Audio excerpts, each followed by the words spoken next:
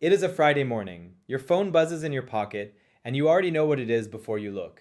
Your pay has landed. Let us say it is $2,000. And for about 15 seconds before a single bill is paid, before a single thing is bought, that money is entirely yours, unspoken for, full of every possibility. And then the 15 seconds end. The rent remembers you, the card remembers you, the little wants that have been waiting all week remember you. And by Monday, somehow, most of it is already gone, and you could not tell me exactly where. This happens to millions of people every single payday for their entire working lives. It happened to me too, until I remembered what my family did in those 15 seconds. My name is Daki. I am 28 years old. In the house I grew up in, the moment money arrived was not a moment of relief. It was a ritual. A small, fixed, sacred order of things that happened before the money was allowed to touch the rest of our lives. My grandfather did it. My father did it, and it is the reason that money in our family never simply vanished. Today, I am going to give you that ritual, step by step, exactly as I learned it. But let me be straight with you first. The exact amounts I am about to give you are not commandments. Your life is your own. If you are drowning in high interest debt, some of this order changes, and I will tell you where. And if all you can spare right now is a single dollar, then this ritual still works, at $1. It is the order that matters, not the size. The order is everything. Let me walk you through it. The ritual begins the instant the money lands, and the first move is the one almost no one makes.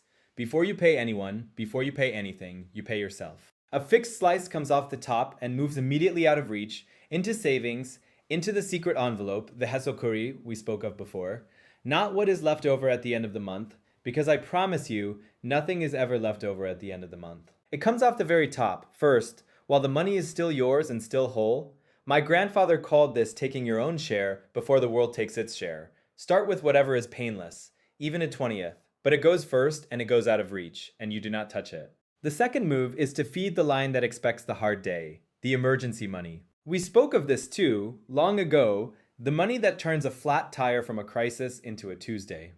A small amount, every single payday, into an account that is a little inconvenient to reach until it holds a few months of your plain living. This is not exciting money. It will never make you rich. It does something better. It makes you unbreakable.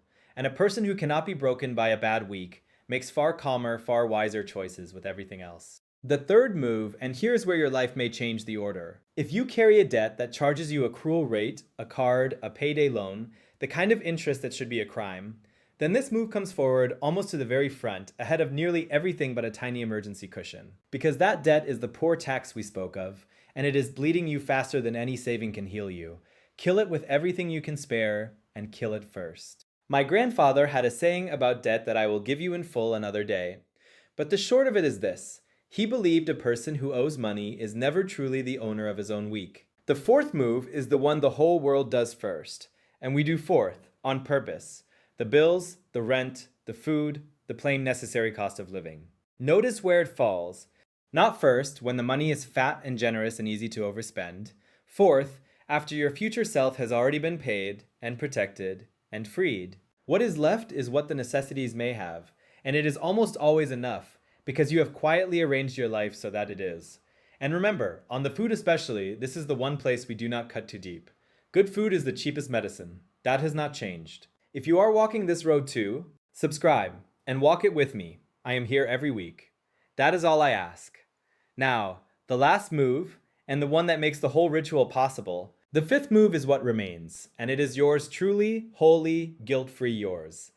This is the part almost every money teacher gets wrong. They tell you to save everything and enjoy nothing, and so you feel like a prisoner. And so you quit by spring. Not in my family. After your future self is paid, after you are protected, after your debts are dying and your needs are met, whatever is left you may spend on whatever brings you joy. And you may do it without one moment of guilt. Because you earned that freedom in the first four moves. The reward is not a weakness in the plan. The reward is what makes you able to keep the plan for 40 years.